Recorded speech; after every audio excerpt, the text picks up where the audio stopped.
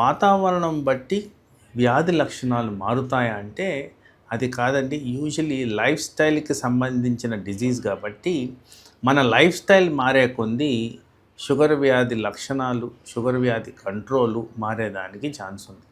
సహజంగా వింటర్ సీజన్లో చల్లదనం వల్ల జనరల్గా అందరూ కూడా ఎక్సర్సైజ్ కెపాసిటీ అనేది తగ్గిపోతూ ఉంటుంది ఆర్ బద్దకిస్తూ ఉంటారు. అది ఫర్మోస్ట్ ఇంపార్టెంట్. ఎందుకంటే నేను ఇదివరకు చెప్పింది ఏంటంటే ఉదయం పూట ఎక్సర్సైజ్ చేయండి, హెల్త్కి మంచిది అని. జనరల్గా ఆ చలికి, ఆ ఉన్న పరిస్థితులకి ఎక్కువగా ఎవరు కూడా ఎక్సర్సైజ్ చేయడానికి ఇష్టపడరు.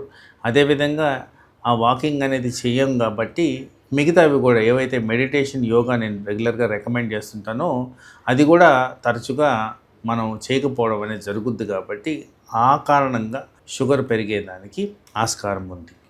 అలాగే యాక్టివిటీ గురించి మాట్లాడుతున్నప్పుడు జనరల్గా గమనించింది, స్టాటిస్టికల్ డేటా ప్రకారం గమనించింది ఏంటంటే మనం నడిచే విధానం కానివ్వండి, ఎంతైతే యాక్టివిటీ మెయింటైన్ చేస్తామో చూసుకుంటే ఒక రికమెండెడ్ యాక్టివిటీ ఒక హెల్దీ ఇండివిజువల్కి ఉండాల్సింది around 8,000 steps per day. Winter సీజన్లో స్టాటిస్టికల్ డేటా గమనిస్తే ఇది తక్కువగా ఉంటుంది. పర్హాప్స్ అరౌండ్ 4,000 to 5,000 మధ్యనే చేస్తున్నారని కూడా గమనించారు. ఈ కారణంగా క్యాలరీ బర్నింగ్ కెపాసిటీ అనేది తగ్గేదానికి ఆస్కారం ఉంది. తర్వాత ఎక్కువ శాతము వింటర్లో నిద్ర ఎక్కువగా పడుకోవడం జరుగుద్ది, అంటే ఎక్కువ డ్యూరేషన్ ఆఫ్ స్లీప్ జరుగుద్ది కాబట్టి దాని కారణంగా కూడా క్యాలరీ బర్నింగ్ అనేది తగ్గేదానికి ఆస్కారం ఉంది.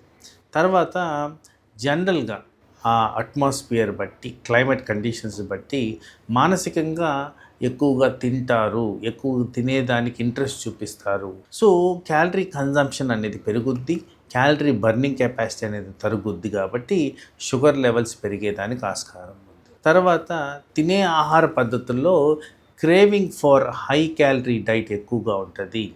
ఆ కారణంగా కూడా మనకి షుగర్ లెవెల్స్ పెరిగేదానికి ఆస్కారం ఉంది. సో ఇన్ని విధాలుగా మన షుగర్ని ఇంపాక్ట్ చేస్తుంది కాబట్టి ఇది మన షుగర్ లాంగ్ టర్మ్ కంట్రోల్ మీద ఎఫెక్ట్ పడేదానికి ఆస్కారం ఉంది. సో ఈవెన్ వెదర్ కండిషన్స్ అనుకూలించకపోయినా కానీ మనకున్న అనుకూల పరిస్థితుల్లో ఈ ఏవైతే లైఫ్ స్టైల్ మోడిఫికేషన్స్ నేను జనరల్గా రికమెండ్ చేస్తుంటానో, ఏవైతే డైటరీ ఆస్పెక్ట్స్ గురించి రెస్ట్రిక్షన్స్ మెయింటైన్ చేస్తుంటానో ఇవన్నీ ప్రాపర్గా రెగ్యులేట్ చేయడం అనేది ఇంపార్టెంట్.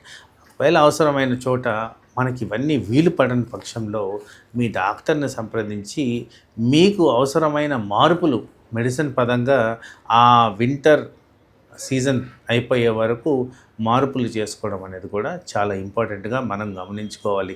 ఇలా చేసిన దానివల్ల ప్రతి సంవత్సరం మనం ఈ ప్రాబ్లమ్ని ఏదైతే ఫేస్ చేస్తామో దీన్ని అధిగమించి డయాబెటీస్ రిలేటెడ్ కాంప్లికేషన్స్ రాకుండా మనం నివారించుకోవచ్చు.